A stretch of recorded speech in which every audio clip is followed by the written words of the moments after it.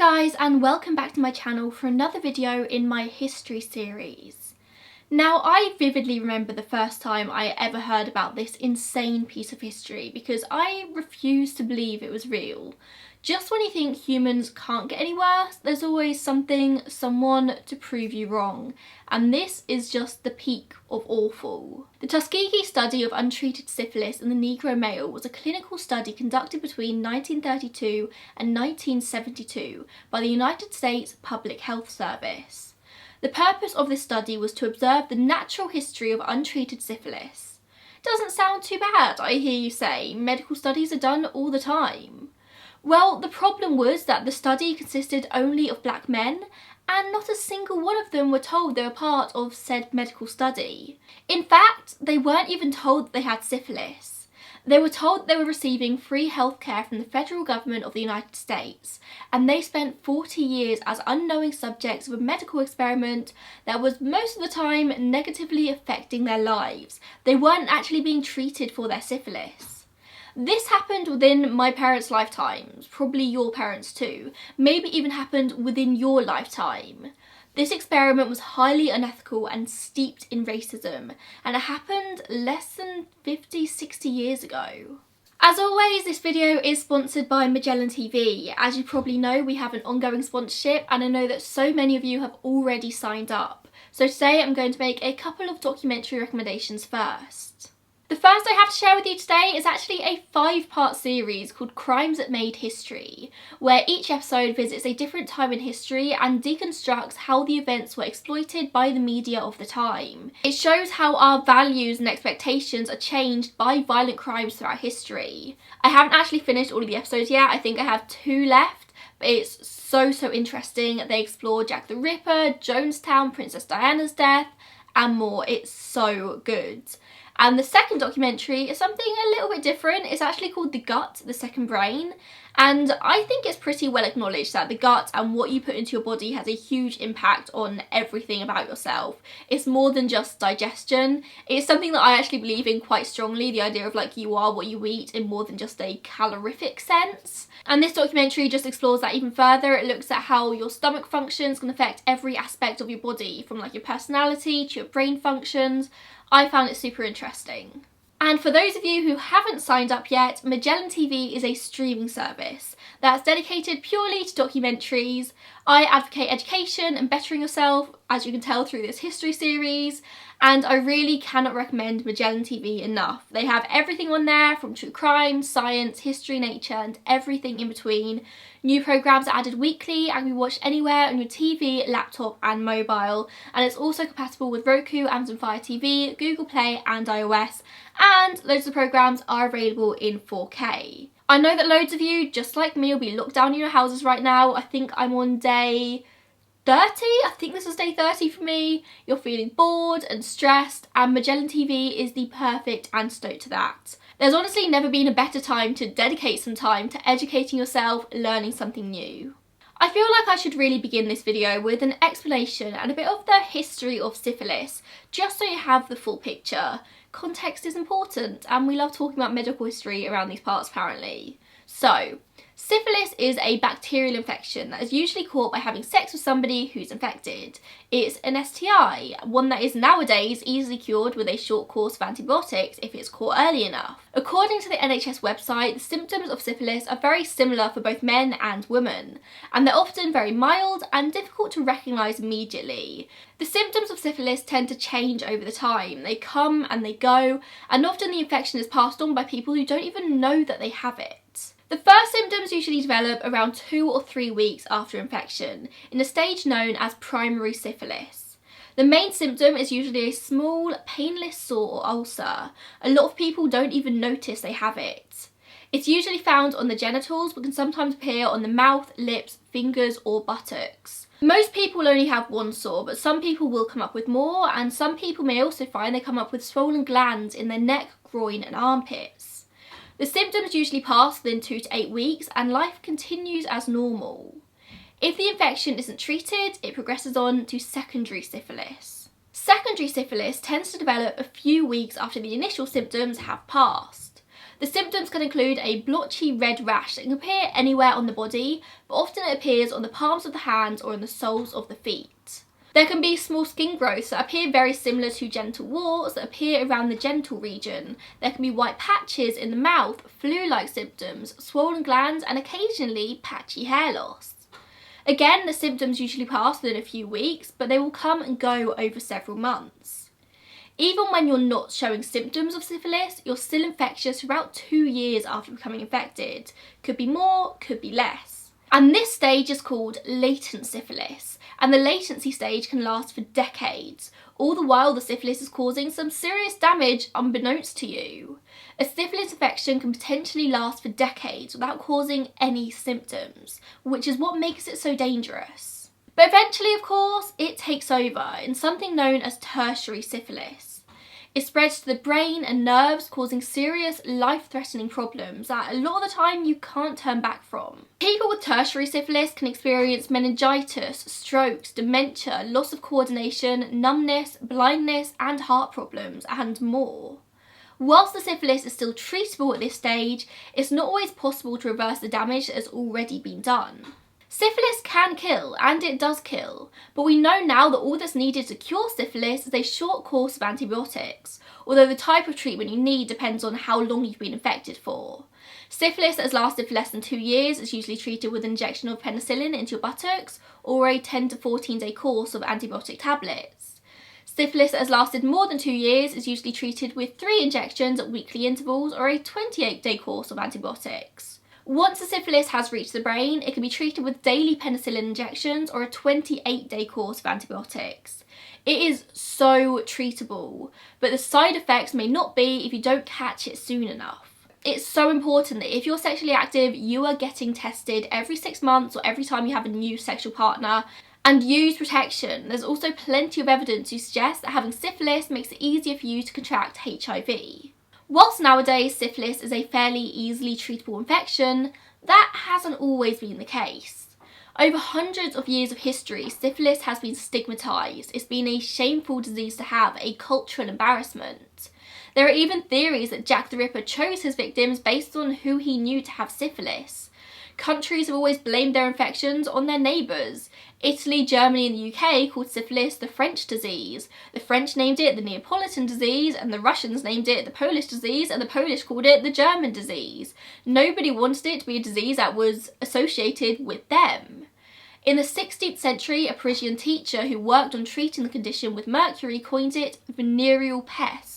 The actual name syphilis came around when a poet and medical personality from Verona called Girolamo Fracastoro wrote Syphilis Sive Morbus Gallicus, which were 3 books which present a character named Syphilis, who was the shepherd leading the flocks of King Actuus. I'm probably saying that very wrong. He was a character from Greek mythology. Syphilis was mad at the god Apollo for a drought, and so vows to no longer worship Apollo but instead worship the king. Apollo gets offended and curses people with a hideous disease named syphilis after the shepherd's name.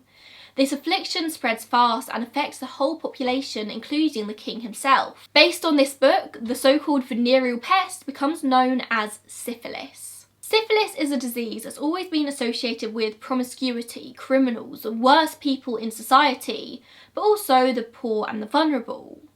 We all know now better than ever in current times that diseases do not discriminate, and there have been so many big names throughout history that are thought to have suffered with syphilis. Baudelaire, Dostoevsky, Oscar Wilde, Nietzsche, Casanova, Beethoven, Schubert, potentially even Van Gogh. Al Capone, the famous gangster, supposedly died of tertiary syphilis after his imprisonment in Alcatraz. Syphilis doesn't discriminate, just like every single other disease. Throughout the centuries, there have been many different attempts at treating syphilis, including for many years the taking of mercury pills. Of course, this probably ended up killing more than it saved, but they weren't to know that. And then in the early 1900s, the causative bacterium for syphilis was identified. And with scientific knowledge at the time developing at an incredibly fast rate, the first kind of effective treatment was found in 1910. Salvarsan was an arsenic derivative with some very severe side effects. It kinda did the job treating syphilis, but it wasn't pleasant at all. It was only in 1943 that penicillin was discovered to be incredibly effective against the infection, and is still the treatment of choice today. I feel like I'm forever apologising in my videos for the noise that my neighbours cause. My neighbours are the loudest people I've ever known in my entire life. If it's not children outside literally screaming at the top of their lungs, it is my neighbour outside currently building a shed from scratch. He's sawing, he's hammering. It was all day yesterday, it was all day the day before. I tried to film this yesterday and I couldn't, and I've got to film it today, otherwise you're not going to see this video. So please do excuse me if you can hear my neighbour sawing and hammering. I'm trying to work around it, but it's not always possible. And we are getting close to actually talking about the experiment. We're going to get there, I swear. We just need to look first at the things that led up to this experiment happening in the first place, to really understand how and why the Tuskegee experiment was allowed to take place. There's a lot of societal context, medical context behind it. Firstly, it's important to understand that the United States Public Health Service was established in the US Surgeon General's office, and it was operated as a military organisation for many, many years. In the late 19th and early 20th centuries, it was the public health service's job to protect the hygiene and the superiority of the American race against infectious elements from across the borders. Isn't that the most American thing you've ever heard? The superiority of the American race. I think that says all you need to know about why this experiment happened in the first place. But also the fact that it operated as a military organisation suggests that it perhaps didn't have the correct type of funding, the correct type of medical minds working on it.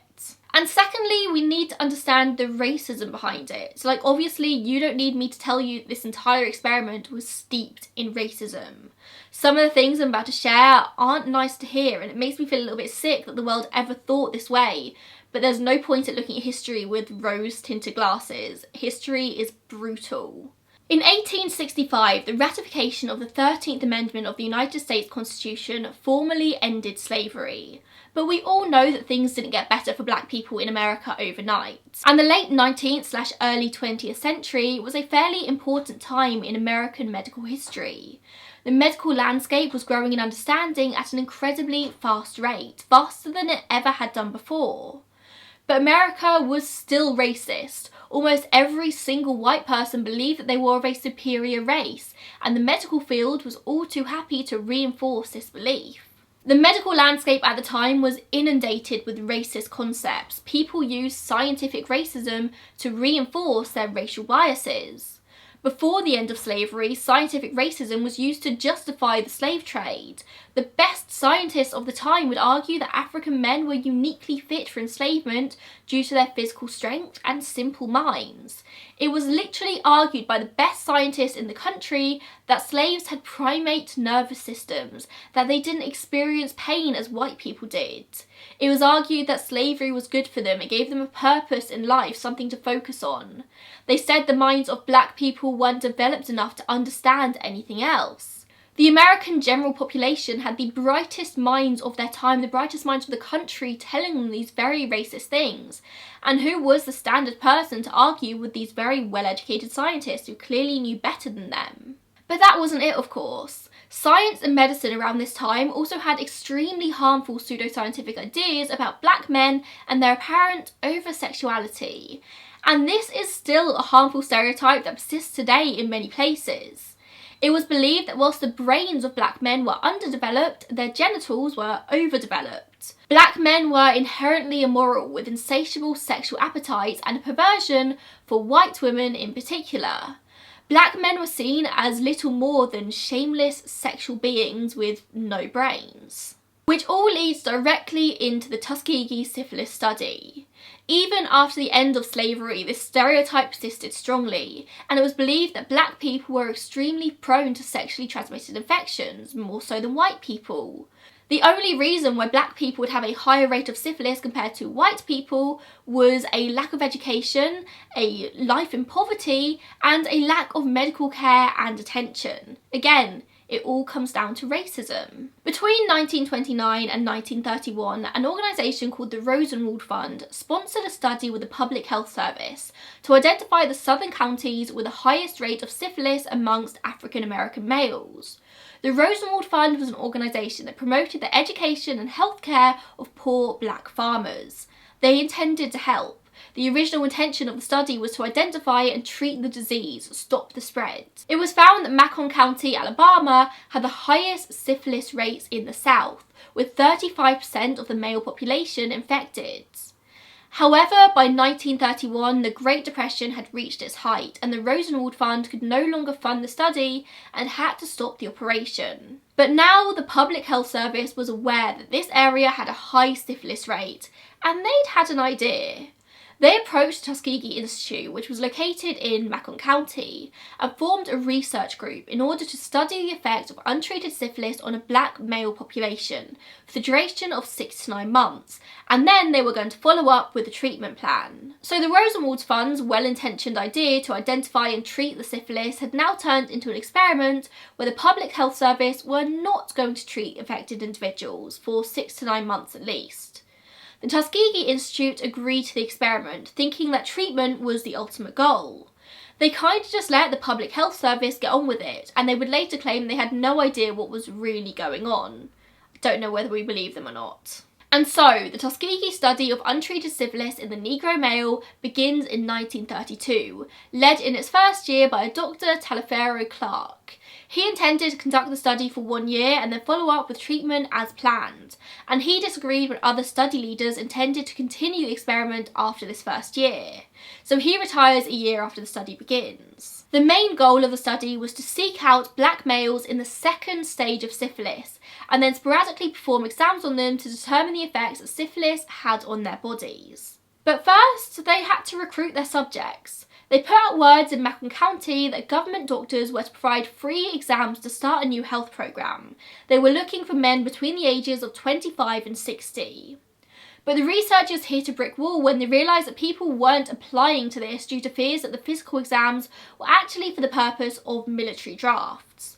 So they start examining women and children as well to assuage those fears, knowing full well they were never actually going to recruit the women to the study. Of course, they only ended up actually recruiting men of the appropriate age, black men with syphilis, for the actual study. It does seem like the people with syphilis who weren't appropriate for the study were actually treated with the arsenic medicines of the time, so that's something, I suppose. All in all, 3,684 black men were tested. 1,486 cases of syphilis were found, and that number was narrowed down to about 400 subjects for the test.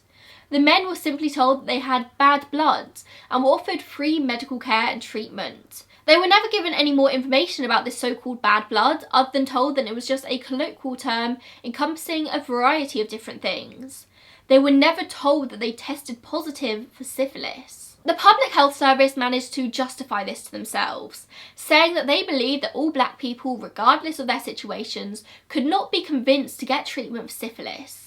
It was argued that black men were not only poor, but they were also ignorant, and they wouldn't want to get treated even if they knew they had it. The mental gymnastics that would have had to have been done to reach this conclusion is just outstanding. The study, like I said, was only meant to last 1 year, but in 1933 they decided to continue the study long term. They were seeing some very interesting results. On the back of this, they recruit 200 control patients who did not have syphilis with which to compare the results. If at any point over the coming years these control patients did contract syphilis, they would simply be moved over to the positive group and nobody would be any the wiser. Of course, neither group was told what was actually going on. Their names were put onto lists and given to local hospitals and doctors who were given very strict instructions not to treat these patients if they came to them. Instead, the participants had to schedule appointments with the government doctors only, and they were given very ineffective treatments such as aspirin tablets or tiny doses of mercury, just so they thought that they were getting some kind of help for their bad blood, all the while doctors knowing this was doing absolutely nothing. The patients were regularly put through rigorous testing, such as blood tests, x-rays, scans, and even very painful spinal taps. As time went on, the patients began to lose interest in these very painful, constant appointments, so they just stopped turning up. So to incentivise them, the Public Health Service hired a nurse to drive these men to and from their appointments, to provide them with hot meals and deliver their medicines. In an America that was suffering terribly with the Great Depression, these participants suddenly felt like they were being treated like kings. They were getting better treatment than most normal people. And when the patients died, and they did die, the researchers would cover their funeral expenses in exchange for being allowed to perform autopsies on the bodies. So many people died. Many reached the tertiary stages of disease whilst under the care of the researchers, and they just allowed them to die. And then in 1941, the United States joins World War II, and many of the men involved in the study were drafted to the military. And of course, when you're drafted to the military, you have to undergo medical exams to make sure that you're in good health. But rather than let these men undergo these medical exams and have their syphilis uncovered and treated, researchers simply had the men removed from the army. The Public Health Service had the means to make that happen. Like, they could literally contact the government and be like, hey, they're part of our experiment, we don't want these men drafted.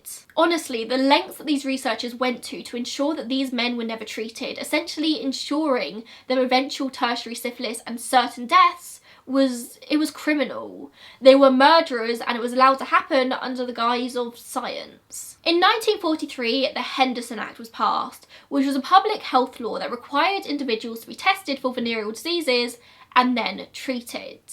At the time though, there was no solid treatment for syphilis. Some medications kind of worked, but there was no sure cure. But by 1947, just a few years later, penicillin had become the standard treatment, proven to work time and time again. Across the country, the Public Health Service opened several treatment centres specifically to treat syphilis with penicillin, and as a result, syphilis across the country as a whole declines rapidly. But all the while, they're still refusing to treat the men who were part of the Tuskegee experiment. The study clearly violated the Henderson Act when it refused to treat the men for their syphilis. And then there was also the Nuremberg Code, which was introduced in 1947 after the Nuremberg trials, in which Nazi doctors were convicted of crimes committed during human experiments on concentration camp prisoners. The Nuremberg Code gave clear rules about what was legal and what was not when conducting experiments on humans. The very first rule was that anybody participating in human experiments must give informed consent and understand all potential risks, amongst other things. The Nuremberg Code hasn't been officially accepted as law by any nation, but it was something that the entire world was aware of. It was just this ethical code. This was big news at the time. Scientists across the globe knew of these new rulings. But not so surprisingly, the American Medical Association wasn't a fan of it. It was dismissed as a code for barbarians, not for civilised physicians and investigators like they were. Despite the researchers' best efforts though, by 1952 about 30% of the study participants had received penicillin anyway from other sources, which directly disputed the Public Health Service's previous theory that black men would not ever search out for treatment for syphilis. They didn't care apparently, but clearly they did. For a number of years, the study went ahead with no opposition, and eventually the CDC, Centers for Disease Control, takes over the study, and they actively decide to continue it. In 1966, a man called Peter Buxton, a venereal disease investigator working for the Public Health Service in San Francisco, raised concerns about the study. He wrote a letter to the doctor of the US Division of General Diseases about the ethics of this experiment, but the CDC simply reaffirmed the need to continue the study until completion. But at what point was completion meant to be? Well, apparently it was until all subjects had died and had been autopsied, of course. The CDC said that it would be unethical to end the study at this point, seeing as it had already gone on for almost 40 years. And to rub salt in the wound, the CDC received unequivocal support from both the National Medical Association and the American Medical Association. Nobody apart from Peter Buxton apparently at this point was seeing anything wrong with this. Buxton was fobbed off entirely in the 60s, but by the early 70s he decided to go to the press. He was the whistleblower, leaking information about the study to a reporter named Jean Heller. A July 1972 story on the front page of the New York Times about this Tuskegee syphilis experiment caused a public outcry that led to the Assistant Secretary for Health and Scientific Affairs to appoint an ad hoc advisory panel to review the study. The panel examined the evidence and found that the men had agreed freely to be examined and treated by medical professionals. However, there was zero evidence to suggest that researchers had informed them of the study or of its real purpose. It was found that the men had been misled since the beginning and had not been given all the facts required to give informed consent. It was also found that the subjects were never given the choice of quitting the study, even when it became known that penicillin was an effective treatment. Of the original 399 men that were recruited with syphilis, 28 of them had died directly of the disease. 100 had died of related complications, 40 of their wives had been infected, and 19 of their children were born with congenital syphilis. The advisory panel concluded that the Tuskegee study was ethically unjustified. The knowledge gained was sparse when compared with the risk that the study posed for its subjects. And so, in October 1972, it was advised that the study ended at once. A month later, the Assistant Secretary for Health and Scientific Affairs announced the end of the Tuskegee study. As you can imagine, there was mass public outrage and some very powerful lawsuits. In 1973, a class action lawsuit was filed on behalf of the men in the study by Fred Gray, the very same civil rights lawyer who had represented Rosa Parks. In 1974, a $10 million out-of-court settlement was reached, and as part of the settlement, the US government promised to give lifetime medical benefits and burial services to all living participants, which I find questionable, I suppose. I mean, they spent 40 years being tested on by the US government, only for them to say once again they're going to give them medical benefits, more free medical treatments. In 1975, the widows, wives and the offspring of participants were added to this programme. In 1974 also, Congress passed the National Research Act, which was aimed at preventing the exploitation of human subjects by researchers, and an ethics advisory board was formed in the late 70s to review ethical issues of biomedical research. But it wasn't until May 17, 1997, when President Clinton publicly apologised for the crimes the government had committed against the participants of the study. By this point, there were only 7 survivors left alive to hear the apology. Clinton said, "You did nothing wrong, but you were grievously wronged. I apologise, and I am so sorry that this apology has been so long in coming." The last surviving study participant died on January 17, 2004, and the last widow receiving benefits died on January 27, 2009, although surviving affected children are still receiving ongoing treatment and contact from the government. The after effects of the Tuskegee experiment rippled for a long time.